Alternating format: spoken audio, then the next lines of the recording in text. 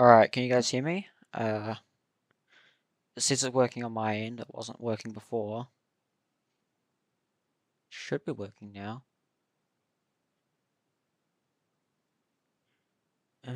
Okay, just type, I don't know how long the stream delay is, but it's usually not too long.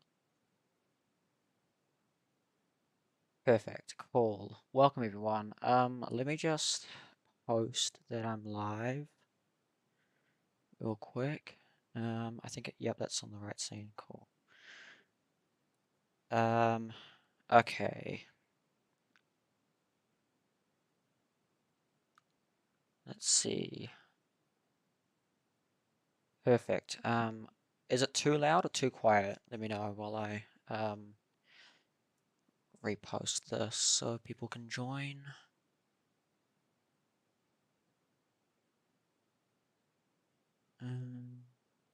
Okay. I see we've even got the NAFO trolls in here. That's quite cool. Thanks for boosting the engagement. Okay, cool. Perfect. Sounds good. Okay. Let me just post this and I'll switch to the map.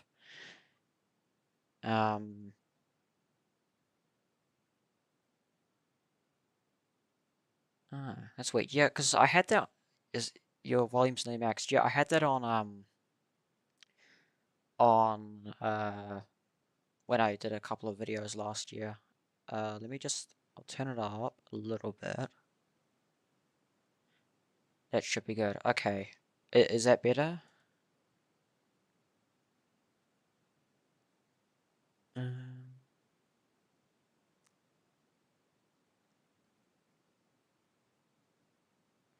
All right, let me just do that, and I will switch to the map in a sec. Just bear with me.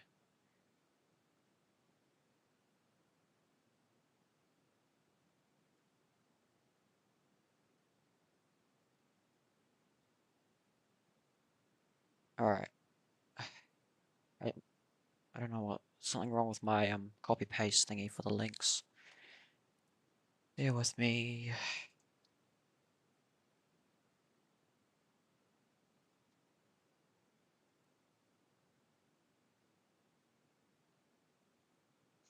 Alright, that should work. Okay. Should be right. Okay, cool. Perfect. I've just got that set there. We've got 84 people on here. Wow, it's more than I expected. Cool. What time is it for you guys? It's just gone 12 AM for me. Let me just switch over so you can actually see the map. I think that's the... Oh, no, wrong scene. There we go. Oh, there. There we go. Perfect. Cool. Alright, so this is working. The live chat is in the wrong box. Let me just fix that. Let me just fix that. There we go. That should work. Cool. Welcome. Threaded ballistic weapon used from Taganrog. Mixed up with the air defense. I didn't see any drones over there, so 2 o'clock in Germany. Cool. Yeah, that sounds about right. Yeah, because I did Central European time. Where are you from? I'm from New Zealand. I'm sure some people can tell from the accent. Okay, so let's get started, shall we? So basically, as the title says, I wanted to go from what we have on this map. So I made a copy of my let me just close some other tabs so it doesn't slow down the stream. Okay, so I've made a copy of the of my map, and what I'm going to do is I'm going to lay out some general kind of thoughts and insights on what I think could happen. Just a quick disclaimer, obviously, with this war, so many predictions have gone wrong in the past, especially back in 2022 and 2023. So for that reason, I'm going to be doing short-term predictions. It'll vary from front to front, so like for some areas I might talk a little bit further into the future. Some areas I might, do a little less, but it's my goal is just to kind of give an idea give you guys an idea of how I believe things could play out and what kind of tactics Russia may employ on different parts of the front line. Also, another thing is you have to remember Russia's strategy in Ukraine is not to do like one big offensive on all fronts. They do what I call the whack-a-mole tactic. So they'll push in one area, wait until they get a decent amount of resistance from the Ukrainians, often from redeployments. So let's say, for example, Russia pushes near Kupiansk, and then Ukraine, let's say, brings reinforcements from Kostiantynivka. They'll bring them to plug Kupiansk. Obviously, they'll bring them from different areas, some from reserves, some from mobilization and conscripts, and some from certain parts of the front line.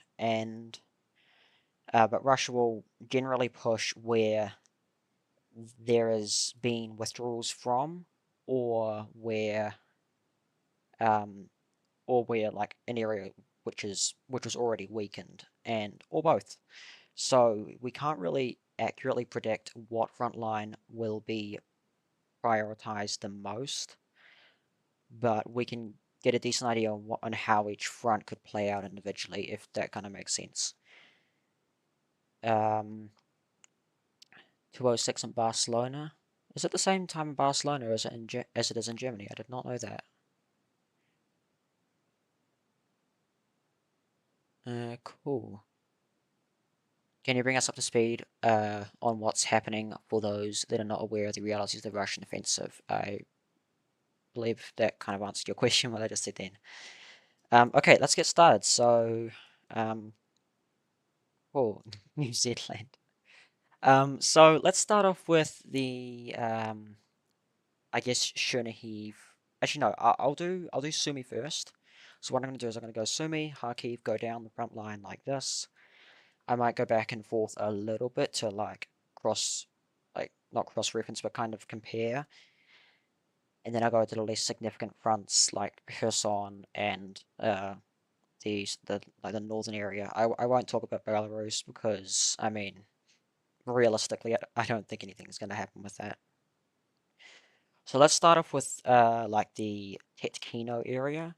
So for context, as many of you may remember, the Ukrainians they pushed in from multiple directions into Tetkino, down like across the border. They suffered a lot of casualties pushing over. The Russians suffered a lot of casualties defending the town. Why is that switching back and forth? Did that switch back and forth, or am I just? Oh no, it's just a stream lag. Sorry, I saw on the preview it was it switched between scenes, but yeah. Please stop zooming in and out, it's distracting. Sorry, I will try not to. I was just kind of I won't say for effect. So recently the Russians have pushed over the border with Sumy. So we've got the two villages, we've got Rajivka and Tetkino. So the Ukrainians used Rajivka to push over the border into Tetkino, as with the other sectors from Bezalivka. I can never pronounce that one properly, and then this one I won't even attempt to pronounce. So they pushed over from multiple directions, but Rajivka was kind of the main forward deployment point. Zoom in a bit slower. I think it's Google My Maps. It's got a weird latency issue. I'm not sure. Um, it's not like Google Earth. It's a bit different with the zooming in and out. Um, so if I do like one scroll, it'll go all the way in like that. I'll do my best to try and smooth it a little bit. So the Russians, like I said, they've recently pushed over the border with Rajivka and Tetkino. So, in my opinion, as we've seen with other areas of the front line, for example, if we go down to Kharkiv, the Russians they did a relatively large push towards Volchansk after um, after I believe, is it the LSR and the RDK? I know it's the RDK. The pro-Ukrainian Russian groups when it did their incursions into Novaya Tavozhanka. The Russians in turn created a buffer zone to prevent future incursions, essentially. So I believe we will see something similar to that nature in Rajivka, where essentially the Russians will push over. They will storm the rest of Rajivka. Obviously, how long that takes depends on how many redeployments Ukraine funnels into there, and also it depends on how much Ukraine is attacking towards Novi Put, because if you didn't know, the Ukrainians are once again pushing into Kursk in this direction towards Novi Put, possibly with the goal of reaching these villages over here. So, I'm curious if you can give us some insights on how you get the data about the battlefield, casualties assessment. Did I do a casualties assessment? I don't remember doing that. I think I did like some rough estimates. Battlefield data, I just use a variety of sources with including geolocations and cross-reference them. So I believe we will see definitely Rajivka fall in the next maybe definitely within the month, I'd say. Unless the Ukrainians mount some sort of counterattack, but we don't generally see that with um,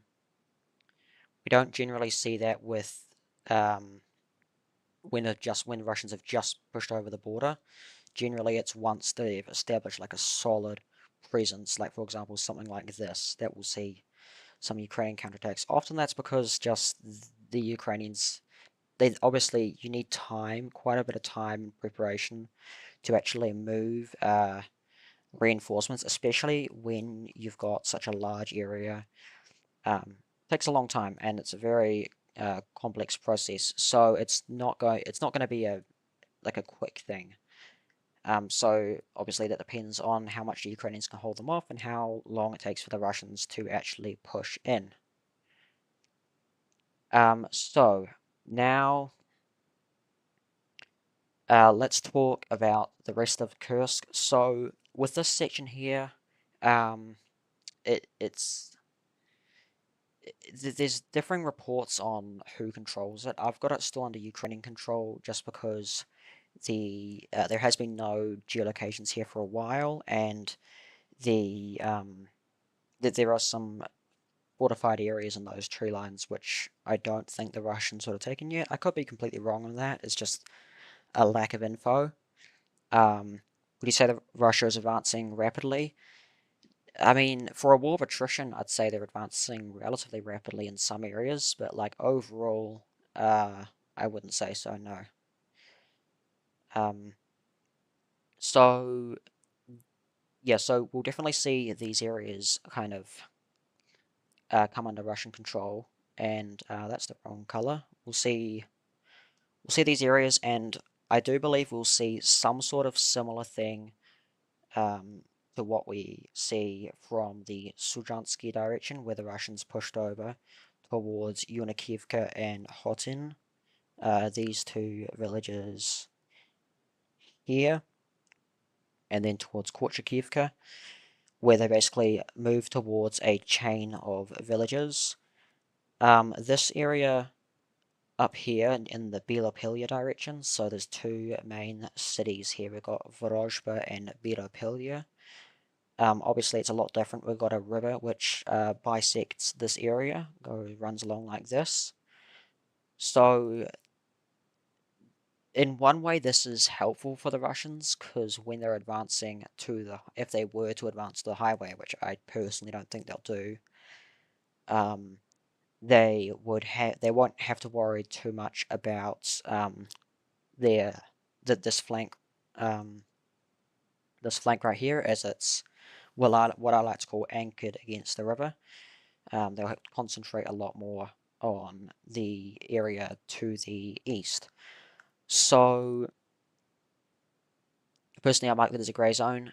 Yeah, I probably will soon if we don't see anything in the next few days. Um, so like I said, we'll see some sort of push over the border. Probably just maybe one settlement deep.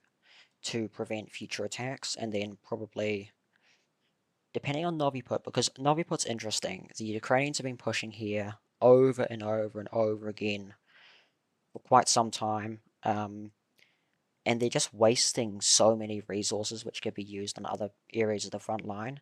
So I personally don't really see why Russia would want to stop that, because it's only going in their favor, right? Um, the area's essentially been transformed into a kill zone. With Russians have a drone superiority there, as they do in most areas of the front line, and naturally they have fabs and glide bombs to hit Ukrainian temporary deployment points. So I don't see why they would want to make a buffer here. But knowing Putin, he doesn't like it. I mean, you would expect someone not to like when someone invades your territory, but he doesn't. I think it just doesn't look good media wise for him. But even then, this area hasn't seen much media attention. So, not true, but any chance you can cover the ongoing Myanmar civil war? There's been a lot of things happening with that and that account I used to run, but hopefully we'll get it sorted out soon. I won't be covering it like much. Let's just say that I can say a lot. Once I got this sorted out with the old owner of the Myanmar war mapping account, if that's what you're referring to, um, I will talk about it a bit more once that's sorted. But yeah, so um, I think that's enough said about this section. So Sumi, as many have said recent over the past couple of weeks, since it's more or less stabilized, I think it's going to turn into something like Volchansk and Lipsy directions. Um, where do you think the next Russian? Where just arrived? Where do you think will be the next Russian exploit? I will get to that shortly because I do have an idea of that. Um, so I do think we'll see some sort of Volchansk-like situation, but keep in mind this area here, the incursion lines. So just for reference, the international border runs along like somewhat like this. But as you can see, there are kind of salients where the Ukrainians have either pushed back into or the Russians haven't fully conquered. The Russians were pushed out of the forest near Sadki some time ago. So I think we'll see some sort of stabilization process as each side kind of cancels out each other's power. And we obviously it's very oversimplified, but there will be some sort of stabilization process. The Ukrainians will be kicked out of Kindrativka again, and probably Andreevka, and we'll see some sort of solid line form where positional battles are fought. Um, just to give like a brief, summary of kind of what it looks like here. Unikivka is about 80% captured, um, but once these southern kind of areas fall, which probably will happen soon, as the Russians aren't attacking here right now, they're kind of regrouping in the center and consolidating their positions. Once they begin attacking again, that area will fall quite quickly, as Ukraine doesn't have any like solid logistical or any supply lines into the village. So this area, once it falls, I don't think we'll see too much movement. As you can see, there's big open fields before the forests, and there are some most likely heavily fortified areas in the forests here due to the dense tree cover, making it easier to construct them. So yeah, we'll see some sort of stabilization along here. These salients will kind of level out, and it'll just turn positional. Mirapelia, Russians have entered into Mirapelia, as you guys can see. They entered the center of the village and seized the side of the bridge connecting it with, is that Zapsilia? Yeah, Zapsilia. So this area is effectively a grey zone. This area in here, this kind of pocket area, it's effectively a grey zone. So there's not going to be many Ukrainian soldiers in that area, I don't think. So I'm pretty confident Meropilia will fall in the next, let's say, maybe a, a month. But the issue for Russia is they have very unstable supply lines. Any forces entering Meropilia have to cross through. Let's see how long is this? It's about 2.5 kilometers of open fields. There's a little kind of grove area in here, but it's not going to be too much help considering its size. So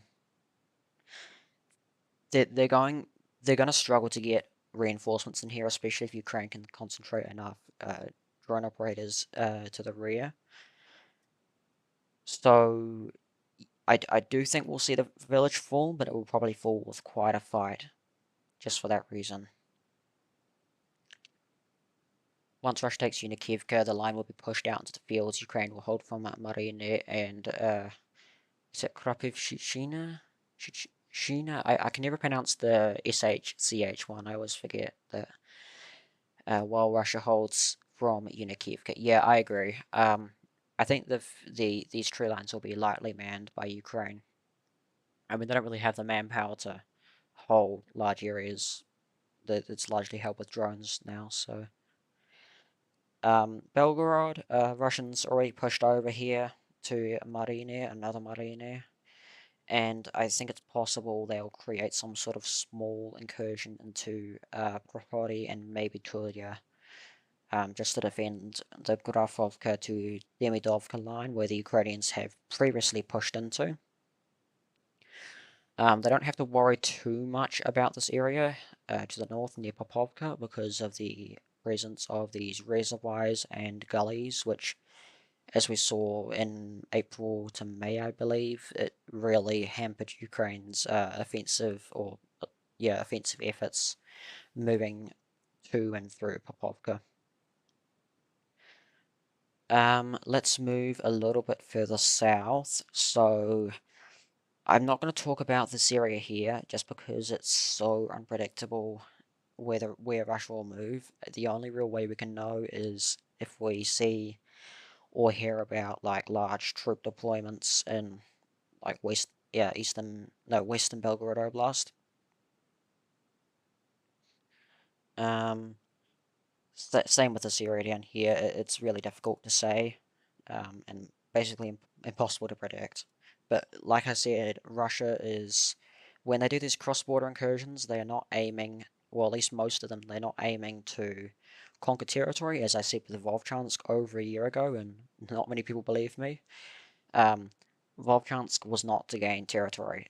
Their goal was to pull Ukrainian soldiers away from weakly defended areas in the Donbass and Kharkiv Oblast and um, leave these areas more open. And that's exactly what we saw, and sure enough, a week later, the Russians broke through, where is it, to Prohres and then collapsed the entire Volcha River line all the way to Kharkivka, which, if you remember, created a domino effect for all of these cities: Hunik, Khodorkovka, Ukrainsk, and Krasnohorivka, and all the way to Solidovir even. So that was an extreme example of that working, but that is the goal for Russia. It's not to take territory; it's to stretch, probe, and overextend the Ukrainians to make it impossible to hold everything at once.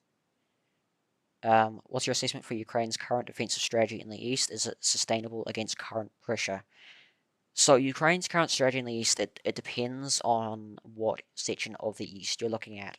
So some areas are almost entirely held by drones. Some of you may have seen the articles where it was, I can't remember what it was, but they said it's a very few amount of Ukrainian soldiers holding each kilometer section of the front line, which obviously makes coordination very difficult and actually manning the trenches and fortifications very difficult. So a lot of the areas are held by drones, and that's difficult to that simplifies Russia's objectives because they just strike the drone operators, right? And I'll get into kind of tactics Ukraine's been using to circumvent that, specifically in Kostiantynivka once I get down there. What's that website you're using? This is Google My Maps, so it's basically just Google Maps, but you can just overlay polygons and like add icons and stuff. It's not very good. It's super simple and has a lot of issues. Um, I'd argue if it was to force Ukraine to redeploy units and expose equipment, the sheer amount of vehicles lost by Ukraine rotated up to Volchansk Lipsy and made it beneficial trade for Russia. Yeah, I'd say it's a mixture of both, to be honest. I mean, Ukraine just keeps falling into these traps where they will, yeah, like you said, with the redeployments and even counterattacks. I mean, who remembers how much Ukraine counterattacked in Volchansk back in June, July of 2024? I mean, they were sending so many resources into trying to retake northern Volchansk. I mean, that's partially why the north part of the city doesn't exist anymore. I mean, it's completely flattened because of that and the intense Russian glide bombing. Lipsy, I don't think we're going to see any changes here realistically, at least not in the next 6 months or so. But who knows? It could be small probing movements. I mean, like I've said, don't expect Russia not to push somewhere, um, because there is a solid chance they can push anywhere. I mean, it's whatever they view as the weakest part of the Ukrainian line and the area which the Ukrainians are or most likely to send reinforcements to. Live bombs take out a lot of stuff. Oh my god, yeah. I mean, remember during Avdiivka, the Battle of Avdiivka? I think it was like, was it 80 glide bombs were being dropped on it each day? I might have that completely wrong, but it was a lot. Um, I mean, I believe glide bombs, or specifically FABs and CABs, were a game changer for Russia because they weren't using them very often during like Bakhmut and before.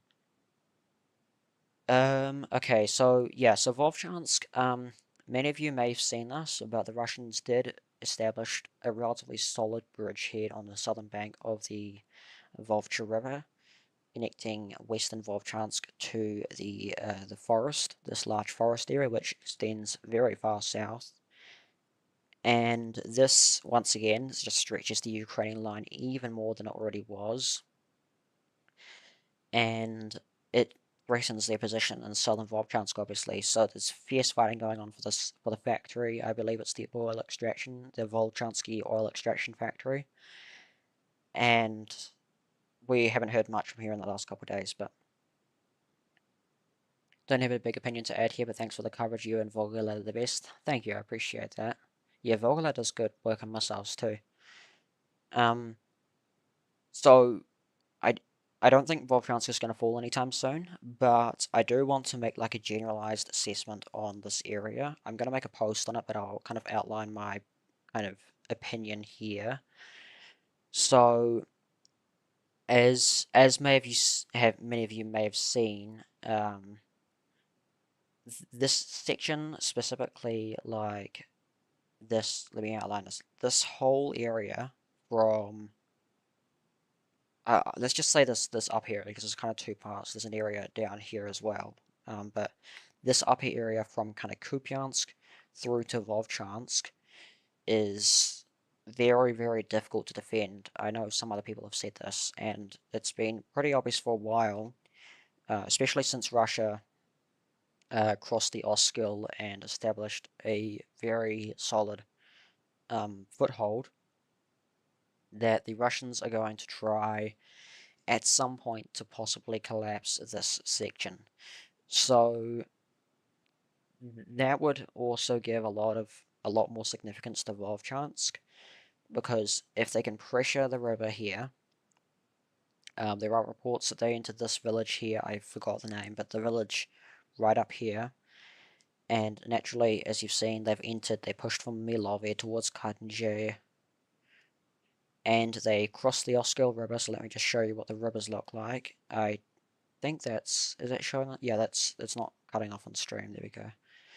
And then we've got the Siversky Donets River, and then there's obviously the Kharkiv River over here, which runs through Kharkiv, and a lot of kind of interlocking streams and gullies and valleys in this area, and very few highways.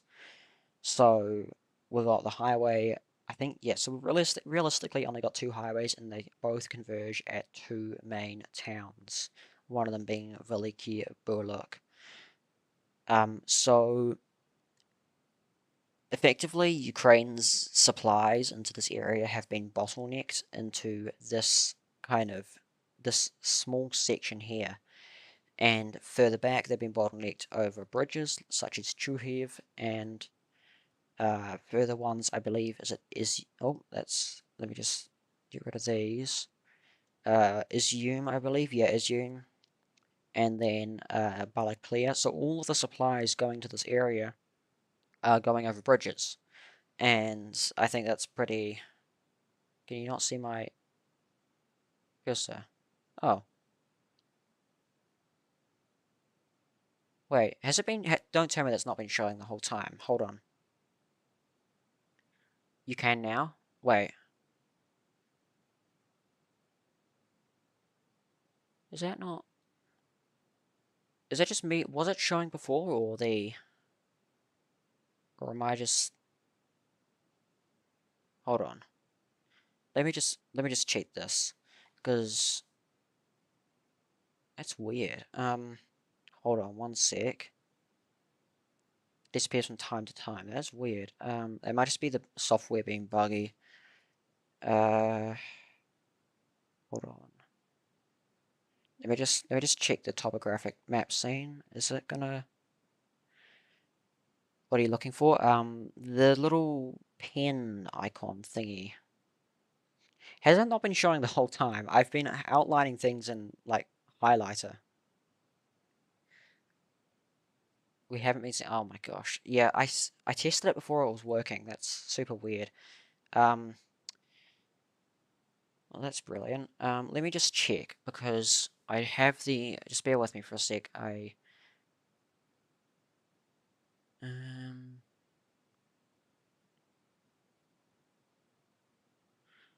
one guy's message keeps getting redacted. I don't know why that is.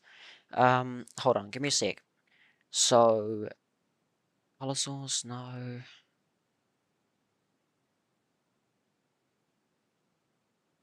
Only see cursor occasionally. That's weird. I remember I've had issues with this program before, which is like the highlighter, but give me a sec. Some borders highlight one for a second. Yeah, that's just the Google My Maps doing that. Um,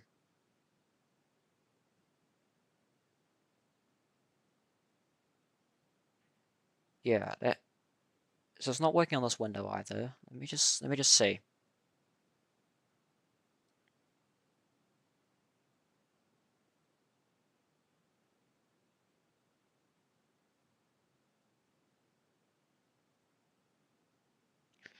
Um,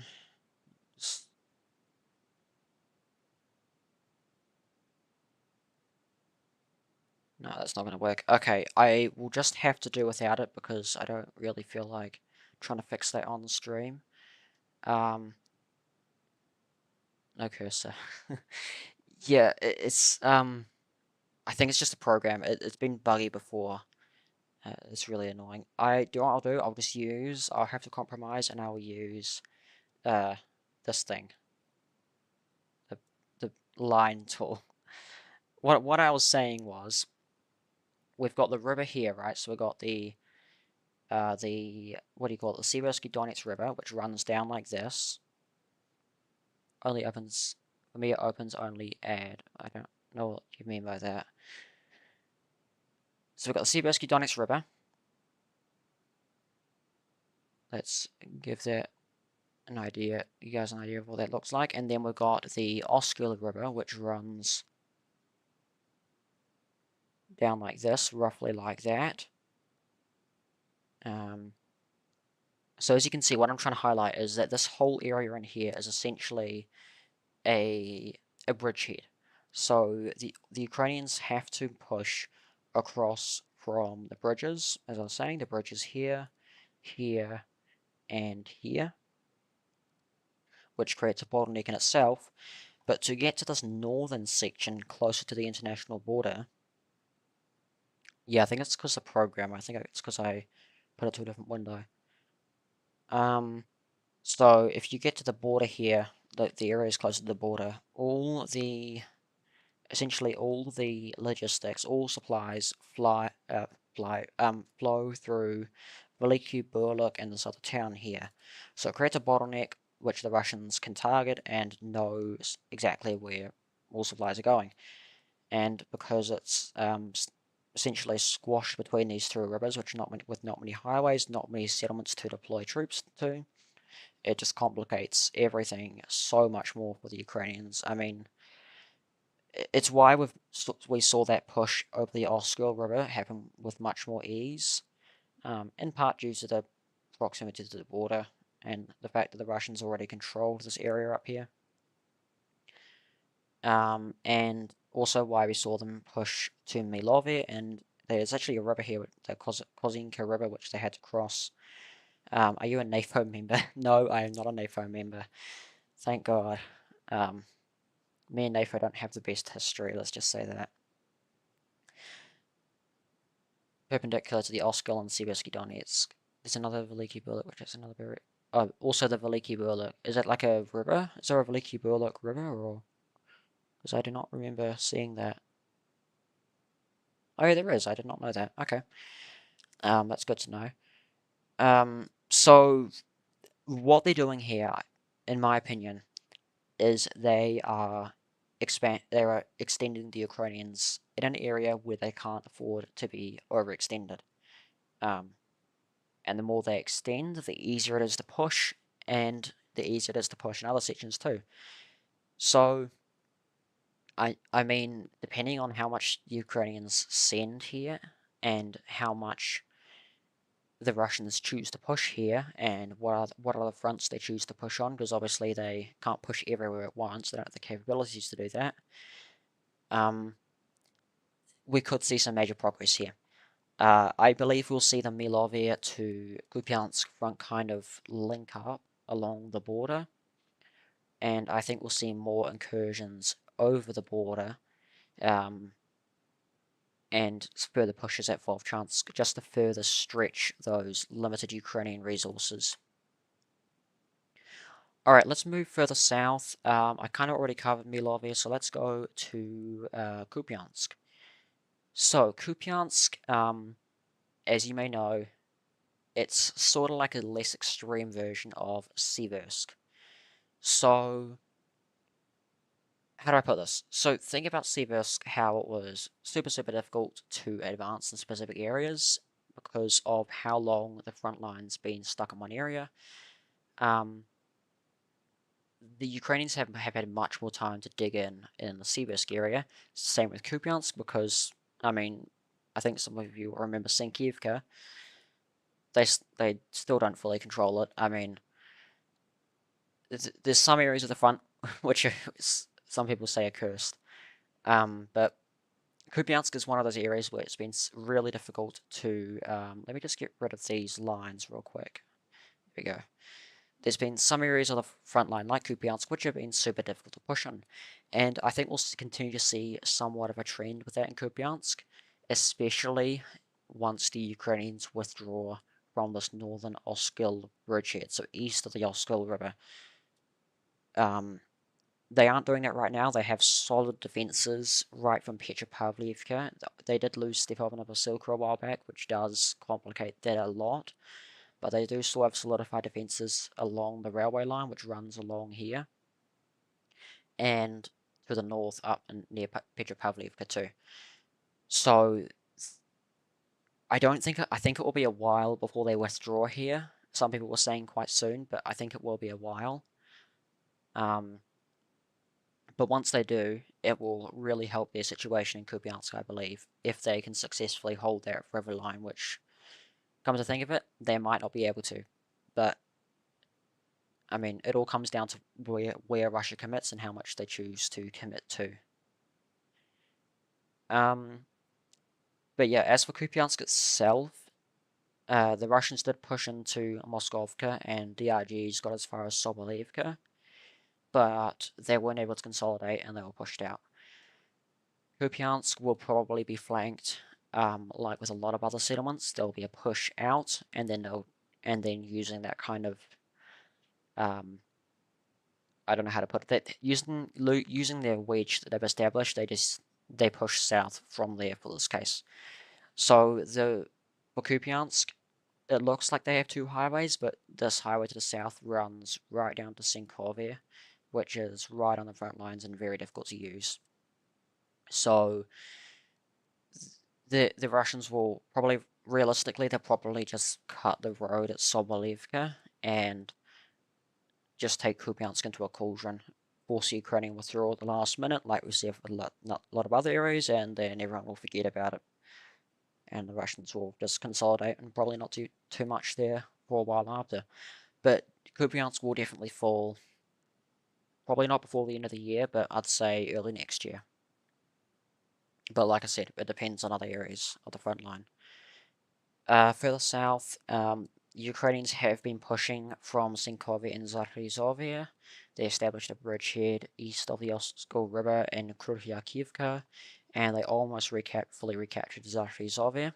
But so recently, they haven't made any new progress, as far as I know. They also pushed down to the east of Kolesnikivka. So the Russians have been struggling here. They've been pushed out of Zarizovia twice now, pretty much, and I don't think they're going to take these areas just from frontal attacks, which is why we saw this push out towards Borivska Andreevka, where they pushed through the lightly manned, heavily fortified trench strongpoints and pushed along the northern bank of this reservoir, reaching the low-lying ground and establishing control over a solid wedge through the previously relatively solid and coherent Ukrainian defensive line. So naturally, that opportunities to possibly cut the P79 highway. But first of all, they will need to secure their flanks and allow for a stable flow of resupplements to come in from Luhansk Oblast. As for Luhansk Oblast, I don't think we're going to see. I know a lot of people have been talking about Luhansk being fully captured. Naturally, as I and some others have pointed out, it is not fully captured. They've still got over 100 square kilometers to go, and those are heavily fortified areas. But as you can see, the Russians have kind of been pushing out to the flanks of, or establishing solid flanks north and south of these last remaining areas of this section of Luhansk Oblast. Remember, Serobiansky Forest is Luhansk Oblast too. How much do you think the war will continue? Because you said Kupiansk will fall next year. Realistically, I think it will probably. I think early 2027 is my bet, but maybe a little earlier. I think a lot of it depends on mobilization. Ukrainian mobilization, that is. By the way, about sound you can't pronounce, it's just. Oh, okay. Oh, kind of like Klashivka, that's right, yeah. So this area here, there's a strong kind of chain of settlements, 1, 2, 3, 4, 6 settlements, running from Novomihайлivka up towards Vishneve, that the Russians would need to either envelop or storm from the south and north. That's an issue for them, which is why one of the reasons why I think that this area won't fall for a while is because they have to push parallel with this chain of fortified settlements. So I believe they will just keep pushing further out. Obviously, they'll have to overcome the Netrius River, but they won't, as some people have said, they won't push to the Oskil from like Karpivka, because this whole area, it's how far is this? This is 12 kilometers, so it's all well within FPV drone range. The Ukrainians will really struggle to move reinforcements from Izium up towards Borova and to resupply this East Oskil bridgehead, so they don't really need to push any further out than they already have, which is why I didn't really understand when they established that bridgehead over the river. And then the Ukrainians have just recently pushed back and established their own bridgehead, so I didn't really get why they did that, but who knows? Some Russian commanders live in their own special world. Um, as for the Liman front, for those of you who remember the Volcha River in the Pokrovsk direction from last year, I think we'll see something similar um, to that. Something similar as that happen. I can't. It's late at night. Sorry. Something similar to the Volcha River, I think, will happen um, with the Zhedebets River. So the Zhedebets River, which runs along here down to the Siversky Donets River.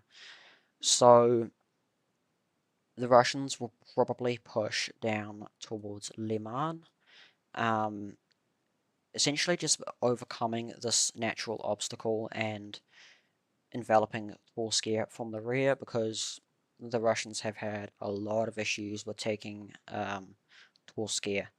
It became a kill zone for some time.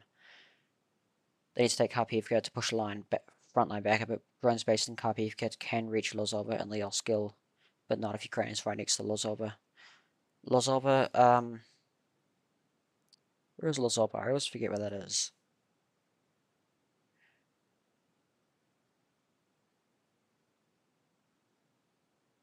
I don't quite know what you mean by that.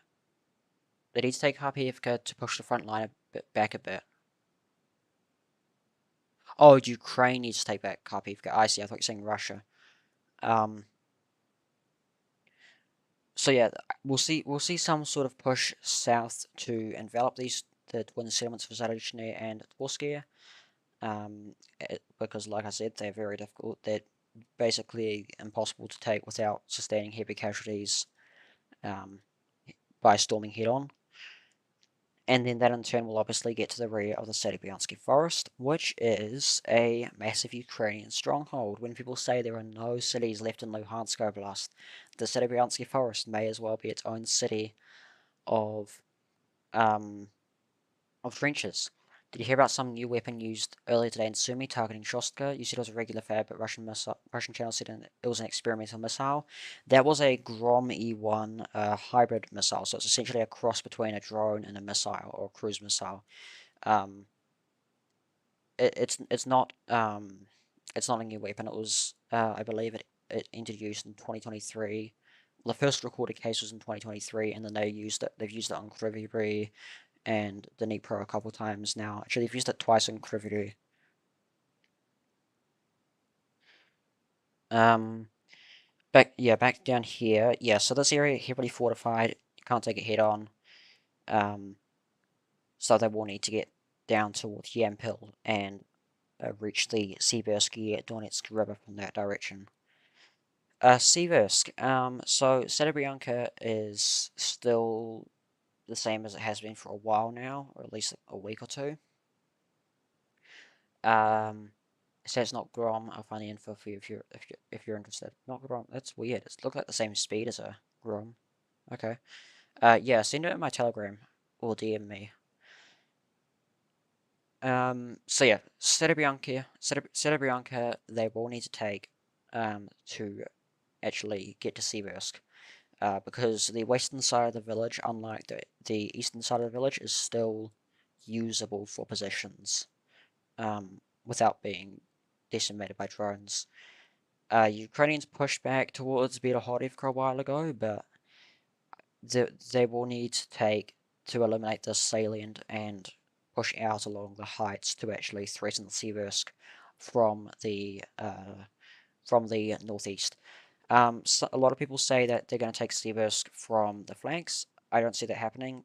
Firstly, because of the presence of the Siversky Donetsk River, the solid front down north of Bakhmut, and also because of the topography. If we look at the topographic map, let me switch over to the topographic map. Go down to Siversk. Look at the topography here. if they were to go from the south, let me just wait for this to load. If they were to go from the south, they'd be crossing over 1, 2, 3, 4, 5 different gullies. If they go from the east, they're going downhill. Think about Vuhledar when they did the Vuhledar offensive. They failed and suffered heavy casualties, taking Vuhledar, but just by going uphill once. I mean, that's 5 different gullies. But then they went from the east, took a lot longer, but they were able to clear the heights, go downhill, and reach the rear of Vuhledar and encircle a bunch of Ukrainians there. Seversk will be a bit different, but they do have, once again, that advantage of being on the heights to the east. They can go downhill from here, reach the Bakhmutovka River, and the Ukrainians will be forced to withdraw west. And then I think the front line will probably stay along that river for a while. Actually, Seversk? Yeah, most of Seversk is east of that river. Okay, I couldn't remember. North Bakhmut, I don't think we're going to see anything major happen here, except for pushes to Oryhova-Vasilievka and to the Seversky Donetsk Canal. I'm on the wrong slide. Let me just switch back. There we go, sorry. Yeah, so to the, Oryhova-Vasilievka, which is here, and to the Seversky Donetsk Canal. Minkiivka, they've already been Russian DRGs operating quite far behind. They've been sabotaging Ukrainian positions and attacking unalert soldiers. What's your take on the claims of interceptions by Ukrainian Air Force? Almost other times your analysis contradicts theirs.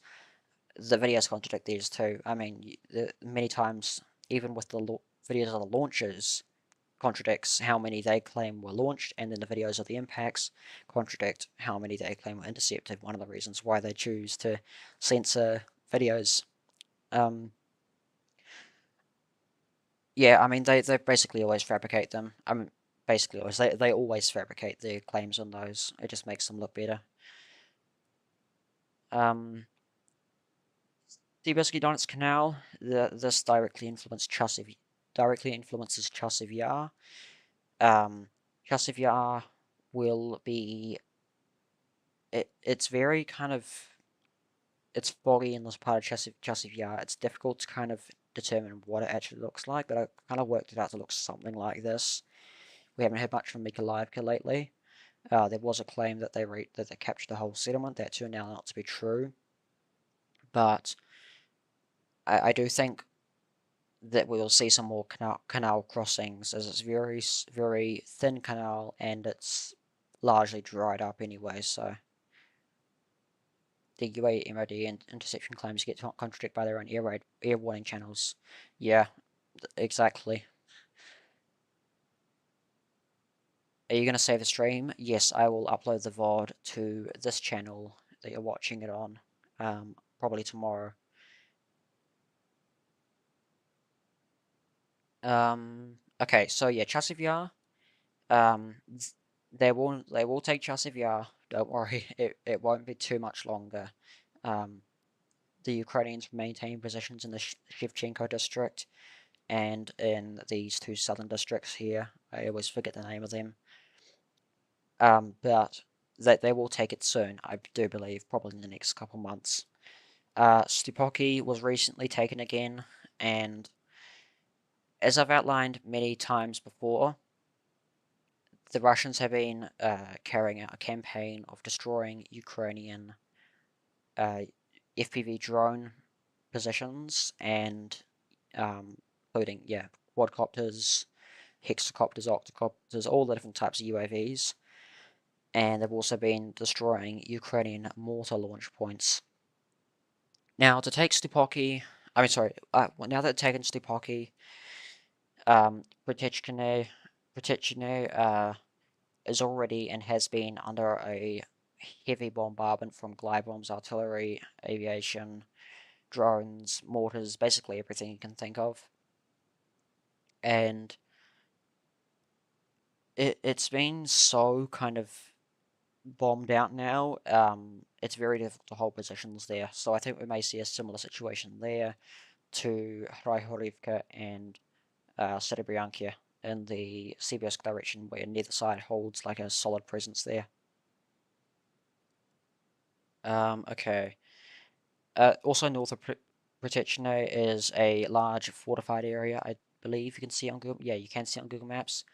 This was upgraded a while back. It's now equipped with mortar launch points, FPV drone launch points, electronic warfare, repeaters for FPV drones, all of it, and it's also got cover in the windbreaks, and it's also right on the highway, so it's direct reinforcements constantly flowing in.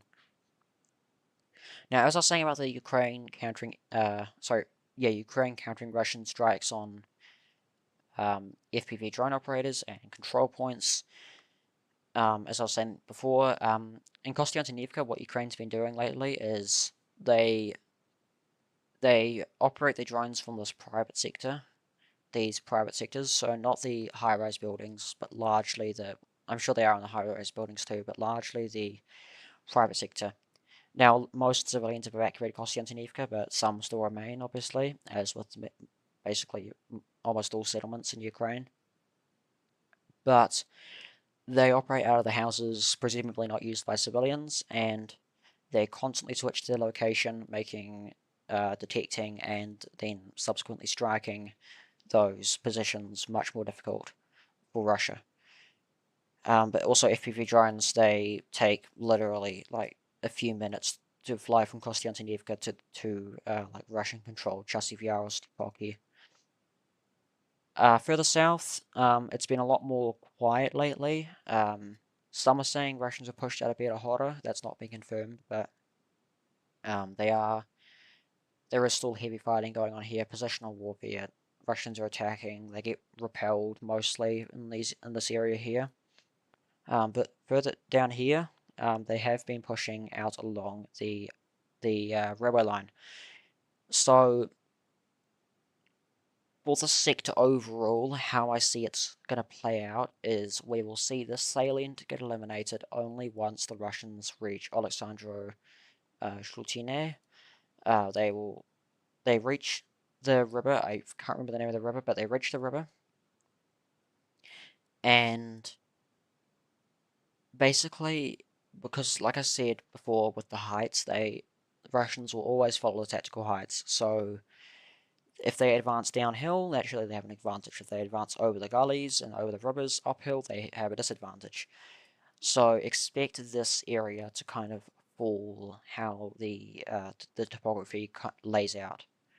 Playfair says a lot of things without evidence. Playfair is, from my experience, very reliable. He has he he can't really provide evidence, right? Because I mean, he does when he can, but he can't always provide evidence.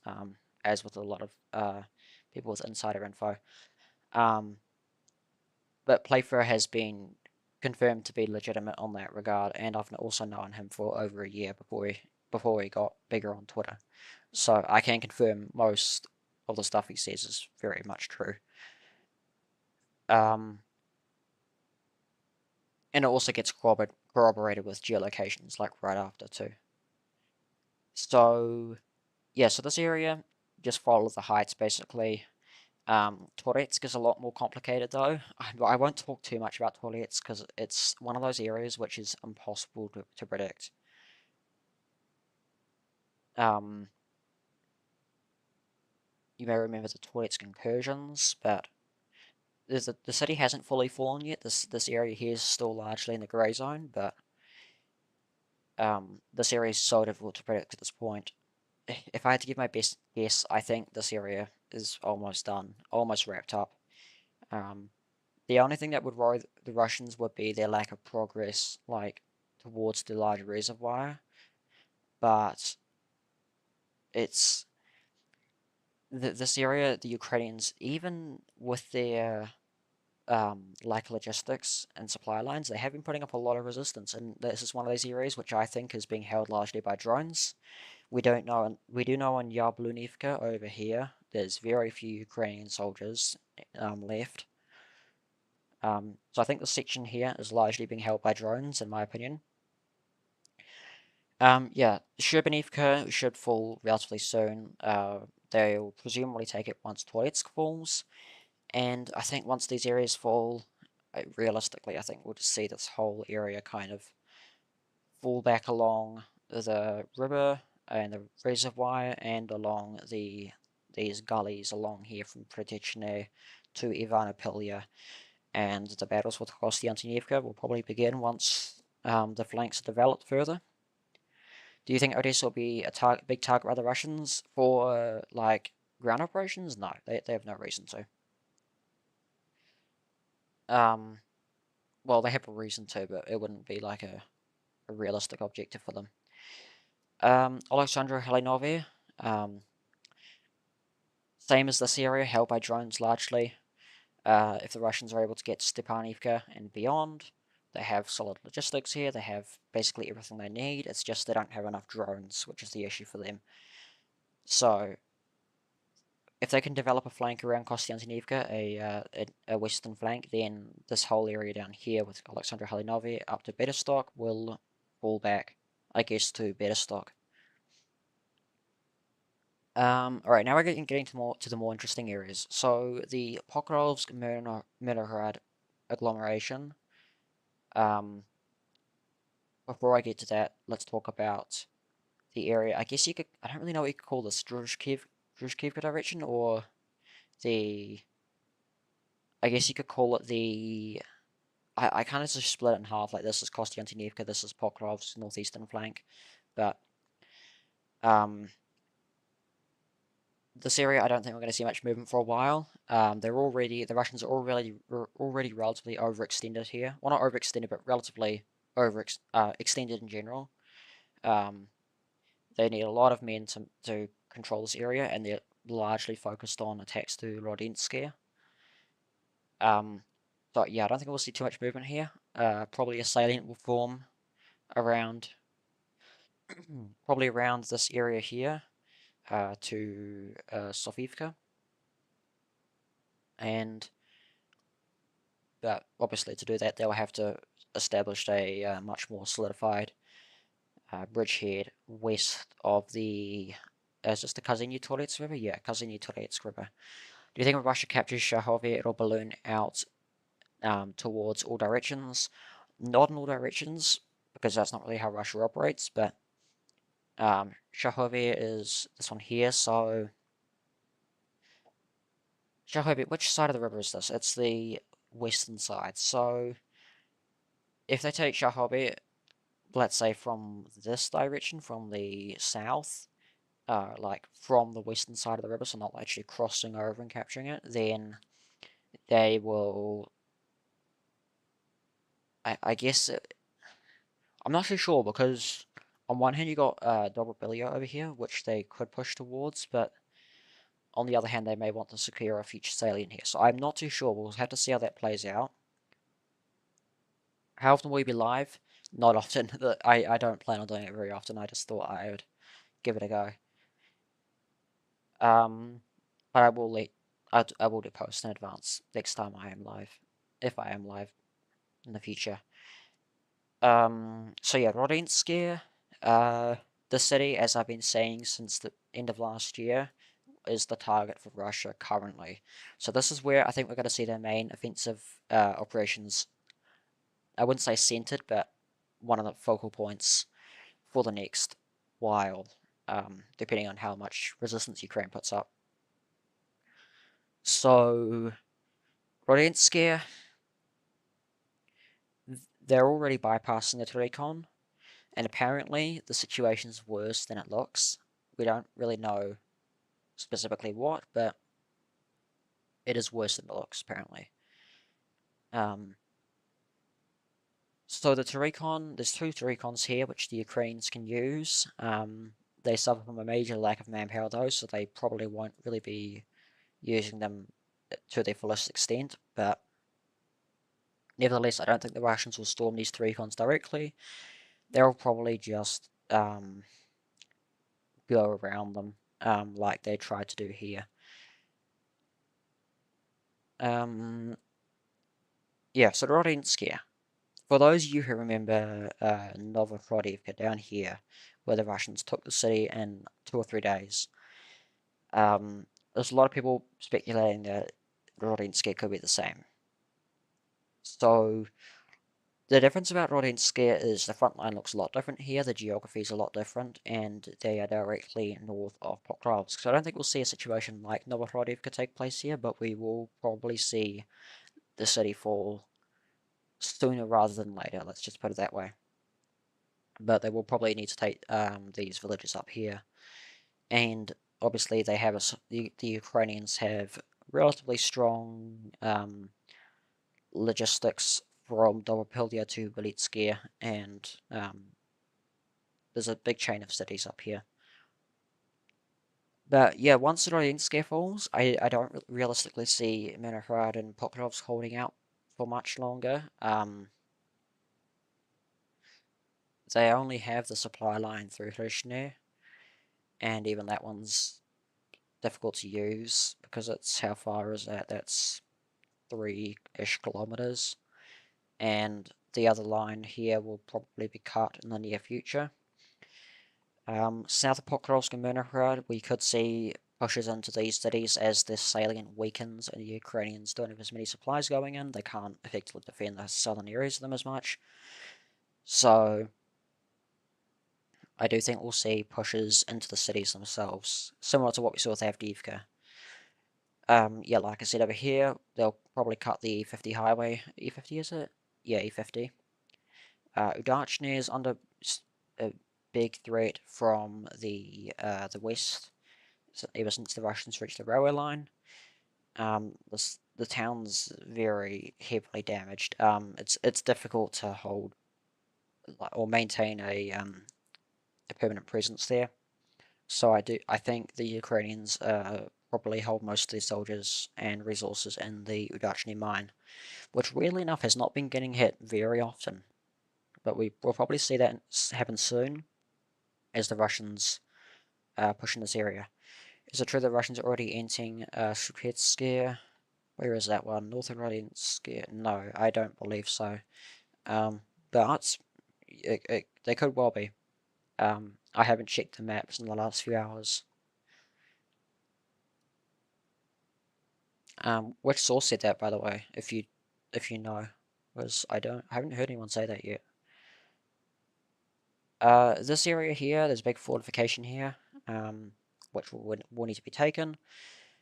But this whole area, like west of Udachny, it directly affects Novopavlivka. So Novopavlivka has a river running through it, the Solona River, I believe.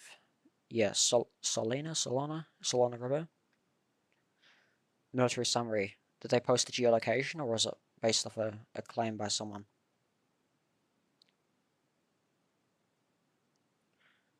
Okay, Novopavlivka. What was I saying? Yeah, so Novopavlivka. This area here, so it's north of the river. The Russians don't have a very strong. I mean, they have a strong presence, but they don't have strong supplies going north of the river.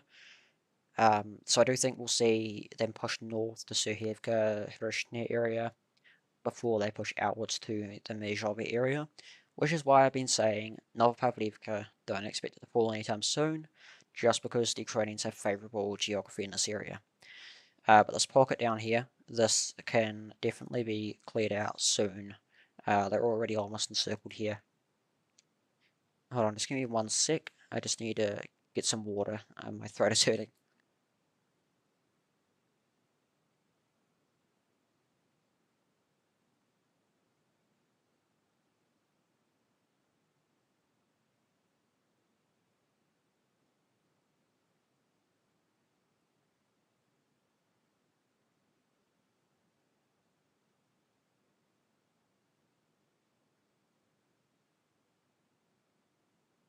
Alright, sorry about that. A Polish source I don't know which says local telegrams report Russia entering. Um, Local is reporting it. Is it the Dobropilya info channel that they cited, or if they did cite a source? Because that one was the first to report on the breakthrough to the city, I believe. People from Rodinsk. Okay, I'll check the Dobropilya info channel because that might be from that one. That's the local channel, which Posted a lot of stuff on there. Yes, so Novopavlivka, unless they do some sort of river crossing after clearing this salient, I do think they'll go to Mezhoba first. But the presence of Mezhoba here would mean that they may need to take the city first.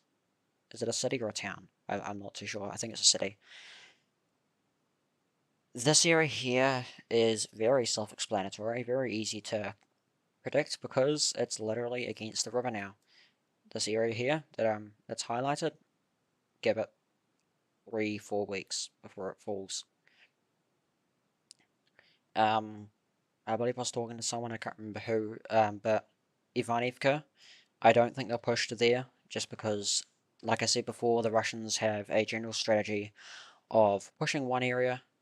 They will, as I said before, they don't push in one area for too long, and have already been pushing from Velika Novosilka and Odradnir and Barhitia for quite a while now, and I don't see why they would go any further than the I think it's, yeah, the Volga River.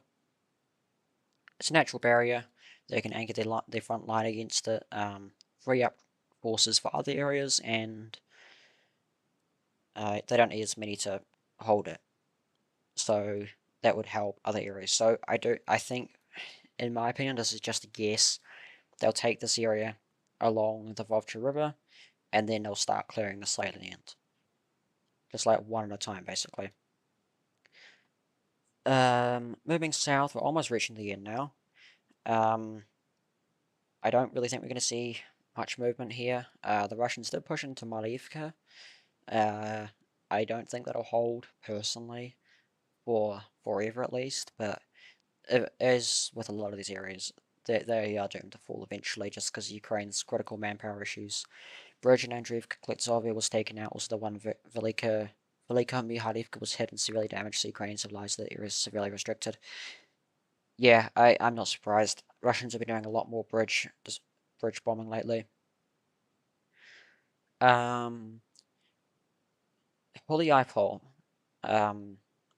kind of consider this whole area Holy I guess this is kind of Prosiana direction, but this whole area from the border down is Holy although the Komishuvacha area, this village here, does affect Holy a lot. Holy think of it a little like Velika Novosilka, but without all the rivers. The Russians aren't going to take it head on because it's heavily fortified, but they will probably go from like the Velika Novosilka area. So let's have a look at the topographic map. Let me just switch over. There we go. Okay. Where is it? Heliopol here. So I don't have the overlaid front lines, obviously, but this is what I was going to say. So the topography doesn't favor Russia here. Like, to push from the northeast. So I think we'll see, like I said before, following the tactical heights. And they can still kind of go on that axis to push behind Heliopol without having to actually cross these gullies and rivers. So there'll probably be two considered efforts to take the city. One from the border area of this tri-border area of Dnipropetrovsk, Zaporizhia, and Donetsk oblasts, and another from between these two rivers which run down here. The rivers which run from the northwest to the southeast. Two pushes to get behind the city because, like I said, it is very difficult to take a heavily fortified area like this head on. I mean, ask Vuladar. Orikhiv, I don't see much happening here in the near future. Another area where they wouldn't want to push. The Russians wouldn't want to push here head on just because of how heavily fortified it is. Ukraine still occupies a few of the former Russian defensive positions from the counteroffensive, and there's a strong defensive line outside Orikhiv, and the city itself is heavily fortified, so Similar to Heliopol, but a bit different because of the shape of the front line. They don't have that big bulge up on the right side here. But, you know, Rehiv, it will probably fall after Heliopol, so not too far in the future, but don't expect it to happen anytime soon at the same time. And Kamyanskaya, this is an interesting one because this saw very little movement, at least on the Russian side. The Ukrainians counterattacked quite a few times here, but the Russians actually secured the village, which I was quite surprised at. They have been bombing Stepnohursk a bit lately, including with Fabs, because there's a high-rise district in here, little high-rise micro district, I guess you could call it. But there's a section of heights here which I think the Russians would take sometime next year. But obviously there's this gigantic thing which I don't think I think might be a little just a little issue, if you know what I mean, for Russia to actually push here, because you know Ukrainians, they have a huge staging ground, perfect logistical hub, not perfect but very good and solid logistical hub for defensive operations here and counterattacks. They aren't really running too short on soldiers as far as I know here. Obviously they have manpower shortages everywhere, but it's not as bad as other areas, let's put it that way. But this area here, depending on once again, depending on other sections of the front line, I'm repeating myself, but depending on the Orihir and Horiapol areas, they could push up here, but I don't think this whole kind of, I don't know if you can see it, the river's running from Orihir to Primorskaya, this river running along here. I don't think they'll actually reach the river itself, but Stepnohursk will probably be a goal, because it will be a good staging ground for them. And I guess that's about it for Rehiv. Kherson, do I want to talk about Kherson? I'll briefly say what I think. I personally don't think there will be any cross-river operations, and if there are, they won't be big, and they won't be territorial. Well, they won't have like territorial goals. Remember, Putin, his whole thing for ending the war in Ukraine is obviously all the political things, but territorially, he wants Luhansk, Donetsk, Zaporizhia, Kherson, and recognition of Crimea. Kherson, you know, but West Bank Kherson as well. That's included in it. So I don't think I don't think they would need to take it militarily. Militarily, I mean, it wouldn't make sense to take it with force when it would be very costly. I mean, remember Krinky. Um, it it's such a wide river. The islands don't help. The Ukrainians are still present on the islands. They have so many drones here. And then supply, that's the main issue. Sure, once you've established a bridgehead, what are you going to do to supply it? I mean, that was Ukraine's main issue with Krinky. They established a solid bridgehead. It held for almost a year, in part due to Russia stopping assaulting it after 3 months. I still don't know why it took Russia 3 months to realize that they shouldn't be attacking Krinky, but whatever. Kherson's a sleepy front. Ukraine dumps their damaged forming units there, plus a few specialists want to defend, while Russia is only harassing and mostly sits back. Yeah, and also I've heard it's like a kind of an experience sector for some conscripts who actually have the privilege of not being thrown into the Pokrov's direction right after being mobilized.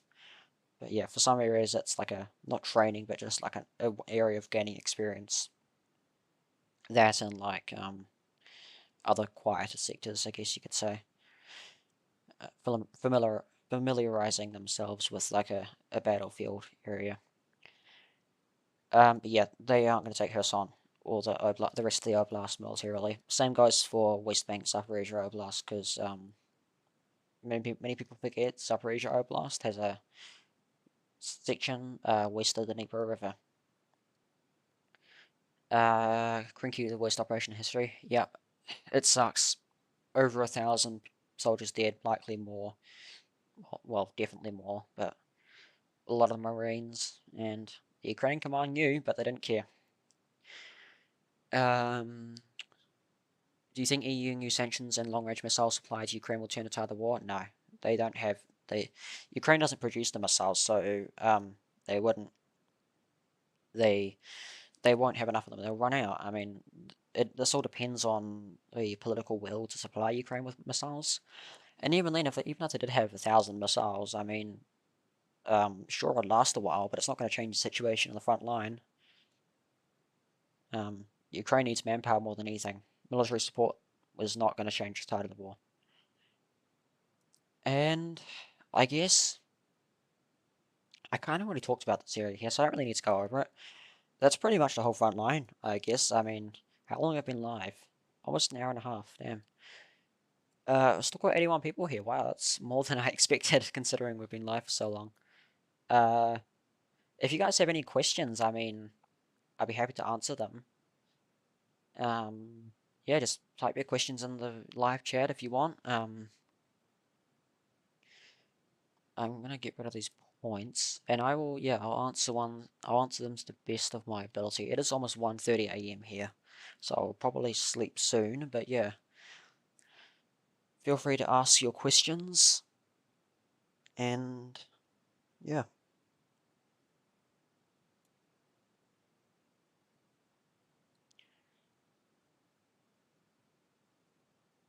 There are much worse operations in Krinky. I'm talking like Ukraine. Like, I think in the Ukraine war, the Krinky operation takes the cake. Russian exploit this summer. I mean, it's already past halfway through the summer offensive now, so um, yeah, I think we'll just continue to see the same process. Russia doesn't care too much about media wins. I don't think. I mean, it doesn't certainly doesn't seem that way. Unlike Ukraine, they aren't really a PR army. They know that they're going to win. Putin knows that things are going well for him, and oh, sorry, I didn't see that. All good. Um, yeah, he knows he's going to win. He knows he's winning. So why would he need to switch up tactics when it's already working for him? If he needs to switch up tactics, he will. I don't think that'll have to happen until the Ukrainian military can't defend anymore. Russian offensive in Kiev. Uh, to Kiev, I mean, depends on part of the oblast. I mean, it depends on peace negotiations. If Ukraine chooses to negotiate in good faith and um, choose to end the war, then I don't see why that would happen. But I mean, Putin wouldn't want to take Kiev. I can tell you that Kiev is not a pro-Russian city. It is the very much the opposite. Imagine how much of a nightmare it would be to station soldiers in and around Kiev. It would be chaotic. I mean, and they'd just be so overextended. And you know how Putin's paranoid, I guess you could say. It would leave so many other areas exposed because you'd have to send extra forces in to hold Kiev and other areas. So, you know, I don't see why he would want to. Is there a map like this you can daily update and pin it on Telegram? I daily update it on my. I assume you're on my Telegram channel. But yeah, I do daily updates there. Um, you can access my map. It is in my Telegram description, I believe, or at least on the Linktree page, which is linked in the Telegram description. Do you think more Oblasts will be taken? I guess same answer as what I said to the other guy. Um, yeah, I don't see why they would want to. Thoughts on the increased frequency and intensity of the Russian night attacks? With drones, the Gerans, they've just ramped up their production so much, and it's still increasing. Um, yeah, that's the only real reason I can see why. Maybe increase better intelligence, but they always had good intelligence for Ukraine because obviously it used to be part of Russia, and they have satellites and reconnaissance drones. As for missiles, They haven't been using as many cruise missiles, or at least the KH-101s. They haven't been using many calibers lately either, interestingly, but ballistic missiles have been working a lot better for them. Kinjals, Iskanders, those have been working well. Obviously, Iskanders can't reach all of Ukraine with their 500-kilometer range, but Kinjals can. KH-101s can, but they aren't as effective, and they've lost a bunch of bombers as well. But they can still do the strikes with KH-101s. They're kind of like a side. It's a part of a larger picture. So before it used to largely be just KH-101s, a couple of Iskanders, and sometimes calibers. Now it's a bunch of missiles accompanied with drones. So it's all part of one larger picture. They all play their own part. Does Putin ultimately want all of Ukraine, or will he only stop at a few airblast? He definitely doesn't want all of Ukraine. I don't even think he wants more than 4 airblast, realistically. But like I said, depends on peace negotiations. He'll have to. I mean, from his perspective, he would have to. Obviously, I don't want him to, but like he'd have to. He'd have to do something to um, secure those 4 regions and force a peace, I guess. If it came to it, which I do think probably will happen with the current government in Ukraine, and from their policies on the war, and obviously the West and their interests there. That's a whole other story. For Russia to take Odessa, Kiev, Dnipro, etc., Ukraine would have to completely collapse, at which point talking about reaching particular cities is irrelevant because they can just go where they want anyway. Yep, maneuver warfare. That will happen eventually, I believe, if peace isn't achieved through negotiations.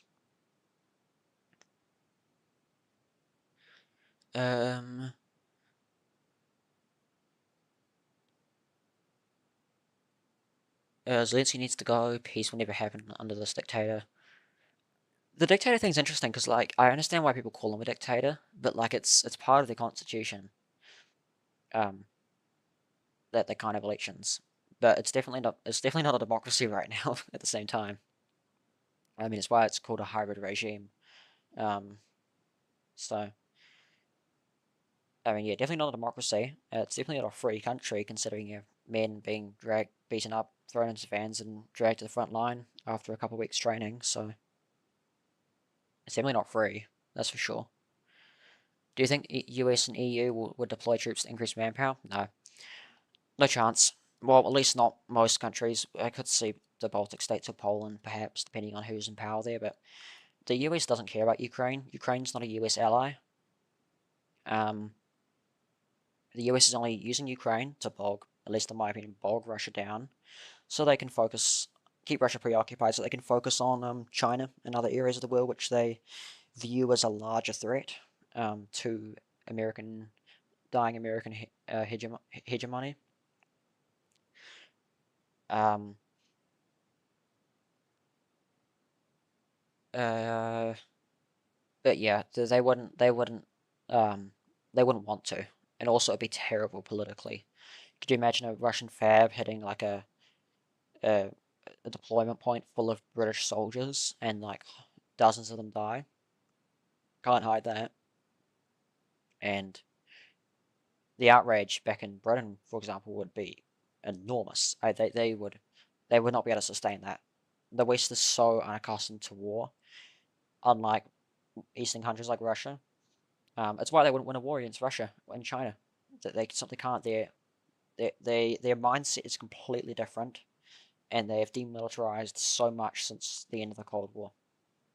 I mean, Britain doesn't even produce steel anymore, but that's just one example of that. They can't have elections, but the Constitution do not prolong the presidential mandate as the head of the parliament that should lead the country now. I'm pretty sure Zelensky can remain in power for that. Or was that the thing that he changed in 2019?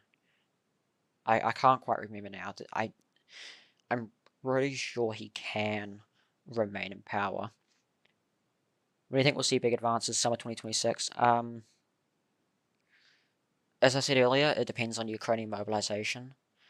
Uh, if Ukraine can successfully mobilize more people, if they lower the mobilization age to 18, then I think it might not happen until later on through to 2027. But if they don't, then it will probably be 2026, late 2026 maybe. Mobilization won't hold the Russians, but it will slow them. If they have enough meat to send to the grinder, I guess. Did I miss any questions? Let me see. Any questions did I miss? No questions. Thanks for the stream. Thank you, Hayden. I saw your work on the Ukraine Russia subreddit, by the way. I didn't even realize you did that. I saw your username and I was like, wait a minute, wait a second. I recognize you. You're from my Telegram. Yeah, you did good work there. That's uh. Oh, I missed this one. Sorry. Do you think Russians are preparing to opening a front like Chernihiv or something? Like in Chernihiv or something? Uh, I mean, like I said, I've been saying for the stream, the Russian goal is to overstretch, and um, overstretch and prevent the Ukrainians from holding the entire front line. So I think it's highly likely. But I also think Ukraine will probably push into some area, whether that be Kursk, Belgorod, or Bryansk Oblast. So either way, they will push into Chernihiv before a big collapse happens, I think. You sound exactly how I thought. Yep. Yeah. Not all Kiwis sound the same though, interestingly. Um, if you hear an Aucklander accent, you'd see a big difference. I'm part Irish though, so my accent's a bit different. Also, Maori often have like a distinctive, like, different way of sounding, I guess.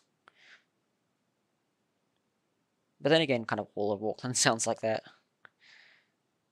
Um, yeah, is any other questions, guys, or let me know?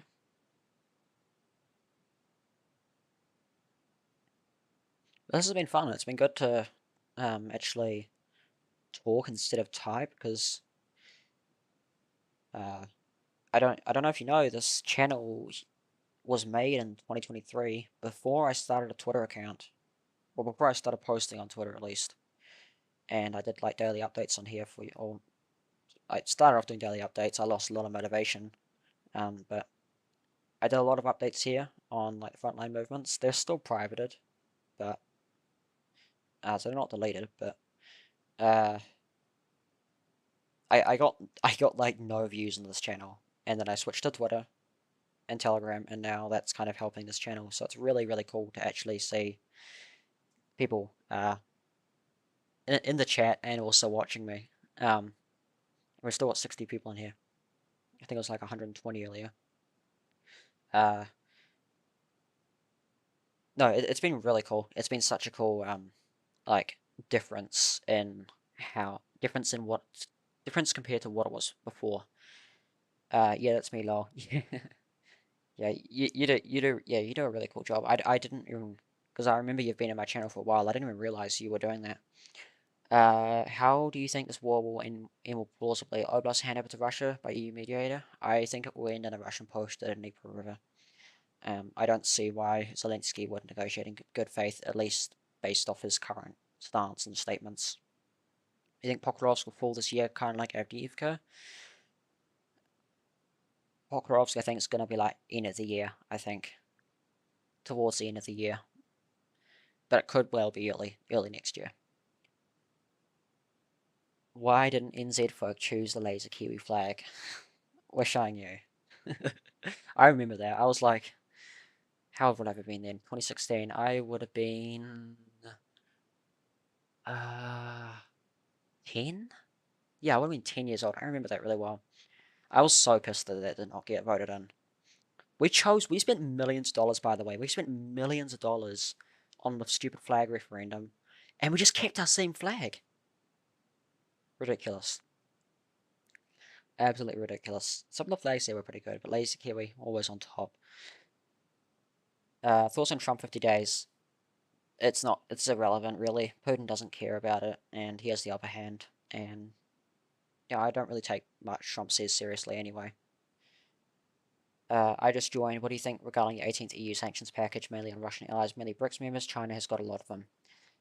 It's just pushing the US further and further away. It's isolating them more, making Trump more unpopular abroad, and it's not going to change much like the 17th sanctions beforehand, you know. It's going to be another one of those things which gets hyped up. Everyone talks about it for a few weeks, and then nothing happens, and everyone forgets it. Just like the ruble collapse, which happened like 10 times or whatever. How long will the battle for Kramatorsk Slavyansk take until I cannot speak? How long would the battle for Kramatorsk Slavyansk take until captured? Uh, it depends on when it happens. If it were to happen today and the Russians were like outside these cities like right now, probably over a year. I mean, they're massive cities, huge agglomeration. There's Druzhkivka and Kostyantynivka too, so it'd be very difficult. But when it realistically happens, let's say mid 2026, then maybe a few months. Hello, do you still find videos of use of tanks by the two army, or are they useless now? They're not useless, but they're much more difficult to bring to the front line just because of the amount of drones which are used. Most assault operations take place with infantry. Um, just recently there was some Russian tanks being used, where was it? Over here, to provide fire cover. There wasn't a video of it, but there were sources confirming it. And there being a bunch of new big coke cages coming out for the tanks, so kind of like turtle tanks reborn, but a bit different, much more extreme. Who remembers the turtle tank, by the way? It was Krasnohorivka where it was first used. That was crazy. And then they drove into, where was it? It was somewhere out here. I think it was this area here, and then the Cyber Borishin, or whatever the name is, the Ukrainian OSINT group, found the coordinates and sent it to the Ukrainian HIMARS. My screen just froze. That's nice. Yeah, and then it got struck by a HIMARS. Poor turtle tank. How much percentage does Russia control the Donetsk Oblast? Estimation. Donetsk Oblast. So they control 8,316. Hold on, let me get my calculator. 8,116. Bear with me here. 8,000. 8,316 plus 11,374, and then we've got this area up here too. 265. And how big's Donetsk Oblast? Let me check. Let's see.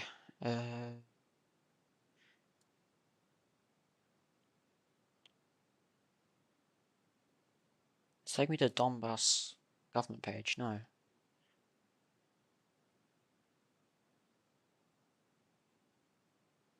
$26,517. I should really remember that. Oh, they're almost at 20,000 square kilometers in Donetsk now. Okay, so I guess I can't remember how to calculate percentages. I learned it last year, in my last year of high school. I've already forgotten. 19,955 of, what was it? 26,517. 26,517, let's see. 75.257%. Basically, yeah, just over 75% of Donetsk Oblast, which they're at 3/4 now, I just realized. I didn't realize that. I was going to make a post on that when it happened.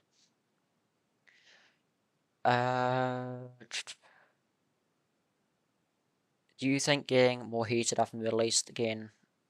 Do you think things are going to get heated up in the Middle East again? I mean, it's the Middle East. What can you expect? I don't think Israel will attack Iran in the near future. It'll happen. I mean, it's Israel.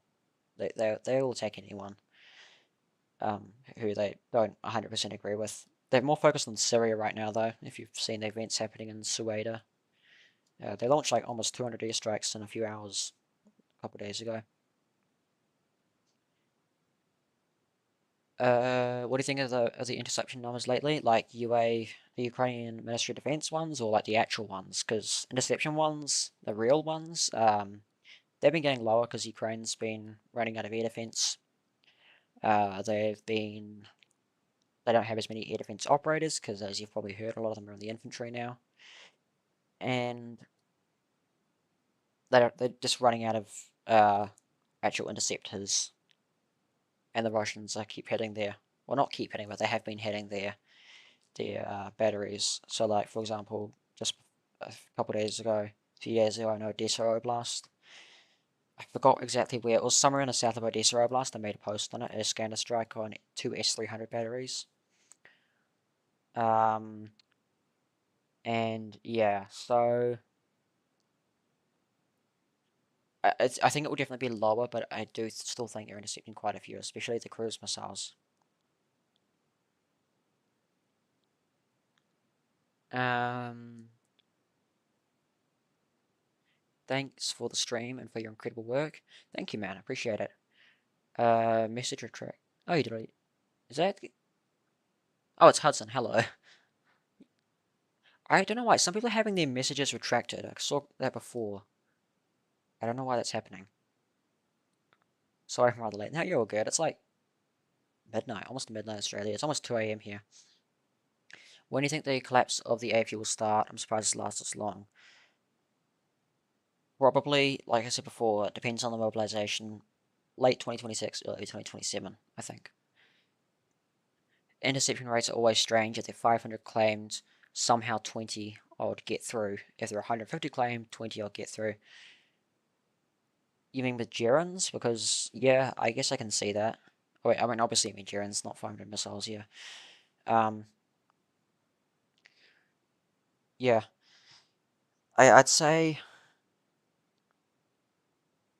I'd say they probably just do it to just for show. I mean, realistically, I don't think many people really believe those numbers anymore, even Ukrainians who are subject to constant propaganda. So I don't think many people believe them, to be honest. But so they don't care as much because before they were a lot more careful. They were a lot more. Um, they were a lot more uh, trying to make it look realistic, but they don't care as much anymore. It's in the stages. You mean a collapse? Yeah, definitely. I agree. Yeah. Do you think China will be more vocally supportive of Russia like North Korea? No, China's got a China first policy. They're focusing on themselves and expanding economically. It's like the whole Xi Jinping do nothing win meme. That he doesn't need to do much to actually to um to expand. China's goals aren't military, at least not with like outside of Taiwan. So when will Russian advances reach 50 to 100 kilometers squared daily? Probably closer to the time when Ukraine is like the final stage of the collapse. So it won't be soon. It'll probably be exponential. Like if you do like a rolling average, it'll be probably much more exponential than you'd expect. Gerans, they seem to overreport. No point in even publishing those numbers. I don't think they overreport. Gerans launch in waves these days. They've changed tactics, so they get launched in big waves of like from different points. They have like I think 13 or 14 different launch points now. Uh, Crimea. There's ones in Crimea. There's ones in Krasnodar Krai. There's ones in Rostov. Um, Voronezh now apparently. Kursk, Bryansk, Smolensk, Oriol. Um, they come in waves and it's over a 24-hour period, so it's not for one specific attack. Um, so it's more than you expect, and a lot of them don't attack cities. They attack targets like, for example, on the front lines, Pokrovsk areas. Often in this section here, Kostiantynivka, Pokrovsk area, Dobropilia, Slavyansk, Kramatorsk, but those often get videos. Same with Dobropilia. And a lot of them just hit warehouses out in the open or individual targets, like we've been seeing with a bunch of videos from Chernihiv lately, where they're hitting radars and UAV launch points. There's a lot more than you'd expect. Will you be doing this more often, or was this a one-time thing? I don't know. It's been fun, but I don't know if I have the energy, to be honest, to do it like often or a regular thing. I definitely will. I think I'll definitely do it like again in the future. I can't say when, but I'll see. Um, mid 2026, damn if was cooked. Is that to you responding to me or someone else? Because I think I'll be late in mid 2026 when they collapse. Oh, wait, you mean like? Oh, you're talking about the advances for 200 kilometers squared. Yeah, probably sometime around that, I'd say. Do you think India Pakistan round two again? Yeah, it's India Pakistan. They hate each other for so many reasons. It's too deep rooted for it not to happen again. I don't know a huge amount about that, but it's like one of those things where it's you don't need to know a huge amount to know that it's going to happen again. Probably not this year or next year, but it'll happen sometime. It's like how Israel's bound to go to war with another country or state soon. Definitely exponential, and at the very end, it's just a big armored spearheads all the way to the Dnipro. Yeah, I'd say so. If Ukraine doesn't negotiate, that is. Will Ukraine come to peace negotiations after Russia captures the four regions that Russia wants, or will they keep fighting till Kiev? I don't see why they would negotiate with Zelensky's current position and stance and the statements he's been making. Um, Speaking of that, did you see Zelensky's new interview? I think it was an interview where um, he was saying he basically outright denied that forced mobilization was taking place. Crazy statement to make, first of all. And yeah, he was saying that Ukraine's a democratic, sovereign state defending European values, which is why they want to join the EU. Um, Obviously, there's some truth to that, but a lot of it's not true. But yeah, I found the mobilization claim crazy. Zelensky's too stubborn to negotiate, yeah. He doesn't care. It's his policy. And the West won't let him either way, I don't think. They first published a video of Ukraine's flag on part of Kimberley Spit, also alleged reports of Russian frustration regarding the area. I don't think I think Russia is very pleased with that area personally, because Ukraine is wasting Marines to do propaganda stunts. Think about this. Kinburn Spit. Close to this area is Oshahiv, 3.5 kilometers. That's a huge area in the first place. But they're not going to land there. It's not big enough. Second closest area is here, 7.5 kilometers. Like, how are you going to you can't supply that. That's like that's wider than the Dnipro River, and look how cranky it went. Yeah, it's not possible for them to establish a bridgehead here. Who knows? Maybe the flag might even be drone dropped. Um, I guess I didn't look at the video. I saw some posts on it. I just kind of ignored it because this has happened before.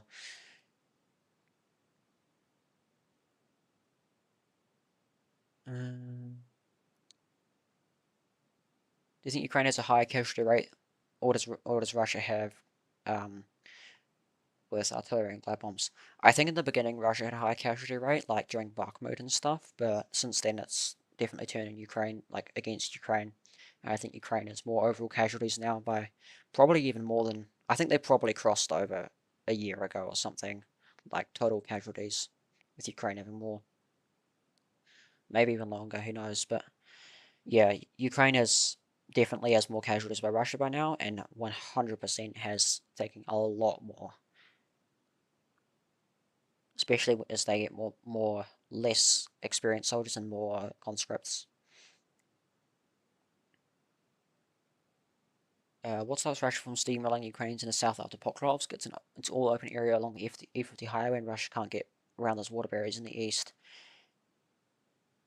Um, I guess the prospect of negotiations, and also it depends on Ukraine's ability to fight, because if they do big columns when the war's still a war of attrition, I mean, it's going to be the worst case scenario for Russia. I mean, the worst decision they could possibly make, in my opinion. So no, I don't think that would happen, just for those reasons. Zelensky will probably get ousted somehow or escape at the end of the war, yeah. He'll get like a nice luxury flight to Switzerland or London or whatever, and live out the rest of his life without any accountability. Same with Sirski and Budanov. Yeah, part of the war is fascinating. Most of it isn't directed at Ukrainians, but other Western countries that support them. I think a lot of it is directed at Ukrainians, but definitely mostly Western countries. Yeah, it's crazy some of the decisions Ukraine makes. Um, Also, I definitely agree regarding those PR raids. Are incredibly stupid for Ukraine to waste special forces and marines to wave a flag on the beach they don't control. It's how Ukraine fights. It's crazy. It makes zero sense. Are the people snatched to the street avoiding military service, or are they just random people? They're random people. That's what's awful about it. They're random people. Some of it's people avoiding military service, but you have to enlist at a military registration office, TCC office, which is the same ones have been getting hit, by the way. Um, so some of them, ones who just refuse to enlist, others who have been enlisted and they go to their house, they aren't there, so they find them on the street. There are entire Telegram channels dedicated to monitoring the movement of TCC agents, or TCC officers, by the way. Kind of like Russian missile monitoring channels. Same style and same everything, but literally for monitoring which street corners and which addresses the TCC officers are stationed at, so Ukrainian men between the ages of 25 and 60 can avoid them, or 23 and 60 can avoid them. Um, yeah, it's craziness, and one for like each major city too.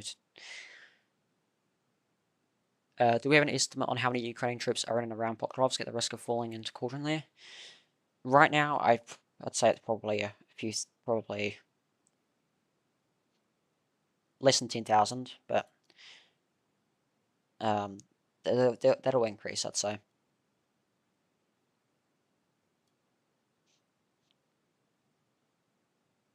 Um, you see the advances near Vovchansk as significant or more just a case of pushing on many fronts to spread them thin? Vovchansk is so flat it seems hard to hold. Yeah, so Vovchansk it's significant in terms of this section here, which I was talking about earlier, with how hard it is to resupply and hold. Um, it's definitely important. It's not decisive, but it's definitely important. But yeah, it's definitely got an aspect of like being wanting to spread the Ukrainians thin, even thinner than they already are.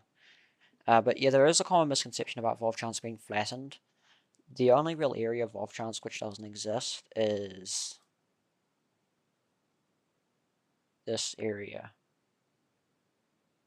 This area doesn't exist. Um, do like that. That area doesn't exist. There's like a death zone. These high-rise buildings are completely flattened. They are not high-rise buildings. Like worse than Bakhmut, worse than Toretsk, worse than Avdiivka. Way worse than Avdiivka actually. Avdiivka and Bakhmut actually still maintain most of their structures. Well, I say maintain. They're usable for military positions, not for living in, most of them. But this southern area of Volchansk, it's damaged, obviously. Not livable in most cases, but it's largely intact for like military use. Same with the northern most streets. I heard a saying from someone before: Russia fight to win, but Ukraine fights to convince everyone they're winning. Yeah, I'd see that. Yeah, it's kind of a little bit what's happening now, well, especially now compared to before. Like they did a good job in Kherson and Kharkiv. I mean, in late 2022, said they're going to push in Kherson, began pushing in Kherson, didn't make much progress. Russians brought reinforcements there. This is before mobilization, by the way. Russian partial mobilization. Russians brought reinforcements there. They had to cross the Dnieper River and at bottlenecks, and the Ukrainians suffered a lot of casualties trying to take it. Kept pushing there, and then they just did a sudden push at Kharkiv and retook most of the Russian-controlled area in the Oblast and took everyone off guard. Caught everyone off guard, including the Russians. And then they retook Kherson anyway. So, yeah, that was when they were fighting effectively, like fighting to win. not anymore. They can't, so they see that as their only option, I think. Off topic, why do you think Israel holds US decision making so strongly, APAC and stuff? Like, you mean US? Oh, you mean like US like domestic decisions? I mean that's they US supplies them with everything. Without the US, Israel is nothing. They're a tiny nation, 10 million people or whatever it is, roughly 10 million people. Terrible ground force compared to other countries with highly modernized militaries. Um, yeah, bad flag bombs are a revolutionary thing. Yep, that is 100. Yep, I agree. They were the game changer of the war. Su-34 and a fab. What's your view on the capacity of the RNZ Navy? It's off topic, but if you're open to discussing it, RNZ Navy is considering we lost over 10% of our navy to a reef. It's not very good. We have like two frigates, I think. Um, it's a joke.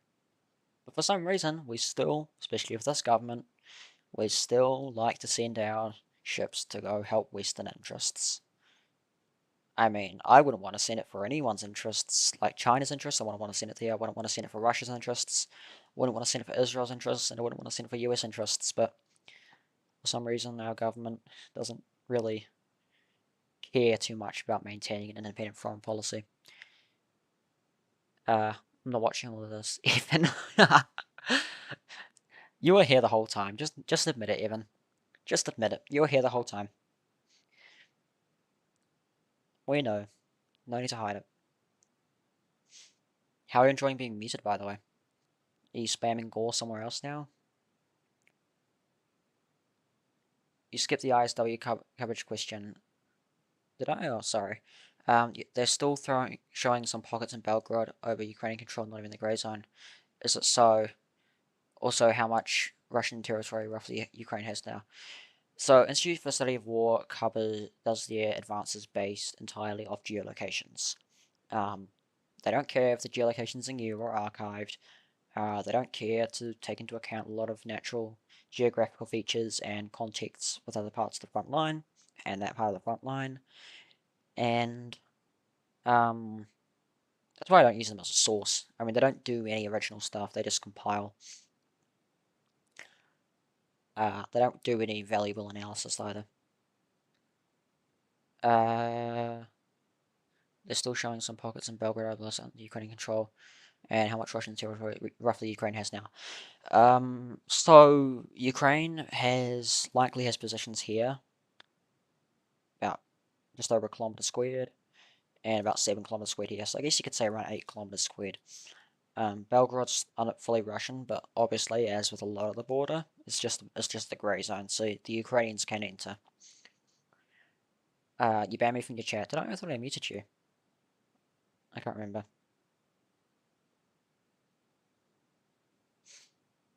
Like the Australian Navy and Ground Army, which has like 50 tanks max, has a lot of armored fighting vehicles though. Same with us. We have like 4,000 armored vehicles or something stupid like that. Australian Navy is much bigger. Also, having any tanks for an island nation is stupid. Well, it's for overseas deployments, so. But yeah, that in itself is stupid.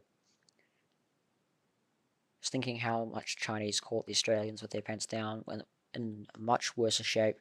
Also, thanks for your response. It's been following a little bit now. Thank you, man.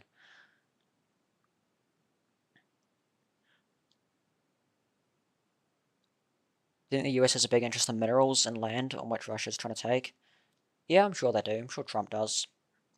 Um, I mean, he's signing a deal. He's trying to sign a deal for a reason. So, um, that's another reason, another piece of evidence backing up why the US does not view Ukraine as an ally. They view them as a puppet, proxy, and a way to make profit. Unfair, I like your accent at least. I don't get you, Evan. I don't. I thought you were cool. I thought you were chill. We were talking about Ukrainian UAVs and we talked about some other things respectfully, but you had to mess it all up by spamming gore and being horrible to others. Australia hasn't deployed its tanks overseas at all. Who says they won't do in the future? Yeah, plenty of AFEs. Yeah. What are the ones called again? I always forget their name. Is it Bush something? Bush Hunter, Bushmaster, something like that. Since Vietnam, yeah. Bushmasters, yeah, that's right, yeah. They made thousands of them. Yeah, didn't they send some to Ukraine as well? Or am I misremembering that? Or they're planning to? Will there be any offensive around Transnistria? Like Ukrainian offensive or Russian offensive? Because neither, in my opinion. Russians won't reach Transnistria, and Ukraine, I don't think, would get anything out of it. Because it's internationally recognized as part of Moldova, and Moldova's a Ukrainian ally. It would look bad for them. Um, why are there still 71 people in here? It's been over 2 hours now.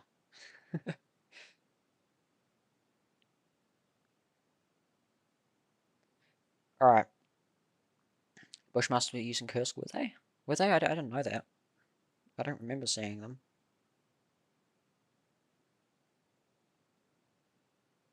Okay, yeah. Yeah, that'd make more sense.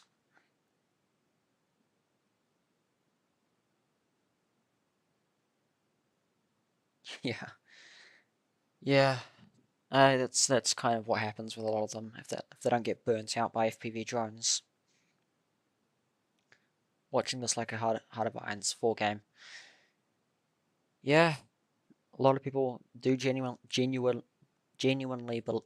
it that way. Unfortunately, a couple were hitting Kursk. Yeah, not surprised. Kursk was just a death trap. Heart of Iron's 4 Ukraine War mod. Me versus AMK Russia versus Ukraine win. I have never played Hearts of Iron. Never in my life. I couldn't be bothered to learn it. I don't have the time to learn it either. Do you really realistically think the EU can take on Russia alone? No. With the US, they can. I'd say they'll probably put up a very good fight. I think they were used first in Kursk. I think they were used in Kursk. Some of the first fiber optic drone footage was coming out from there. Okay. Oh yeah, I know about the fiber optic drone thing, but yeah, that would make sense. I guess it lines up with when I first heard about Australia thinking about sending them.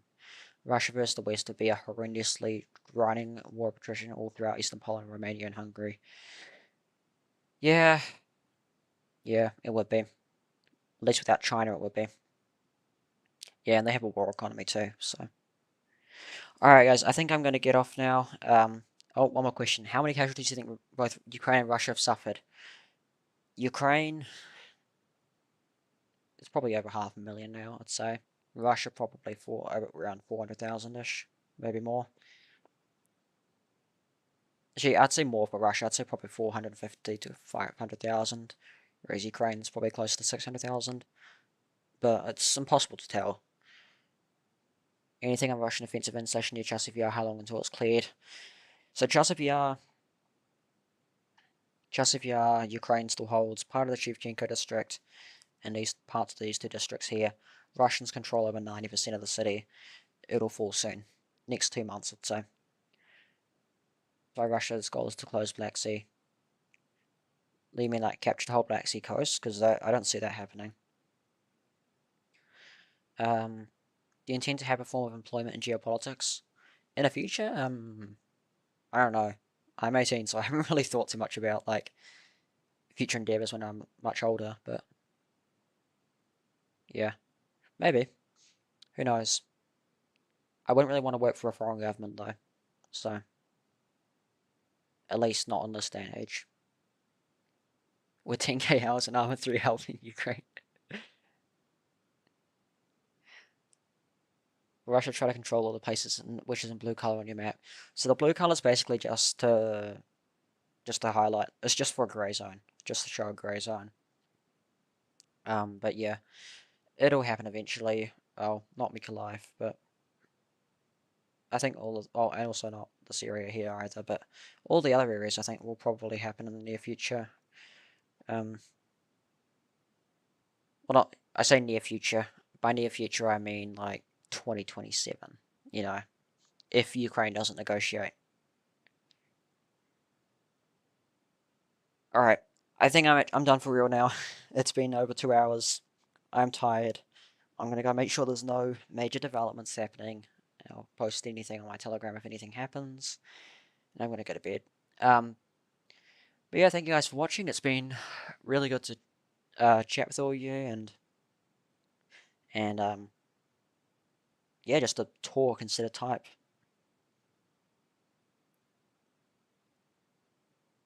First one in my bloodline to watch AMK. Great stream. Thank you, man. Um, I saw something on Telegram that bombers we used to leave from Ukraine's can build here. Yeah, they've been doing that. That's normal for them. Yeah, thank you guys. Thank you guys for yeah, watching the stream. If some of you watched the whole stream, you're legends. That's my brain. Sorry, my brain's working really slow right now. It's 2 a.m. Thank you so much to all of you who tuned in, and yeah, I'll see you guys hopefully in another stream. I'd like to do this again sometimes, but yeah, if you haven't already, join my Telegram, um, join my Twitter, follow me on Twitter. I'm sure most of you have, but and yeah, I'll see you probably tomorrow.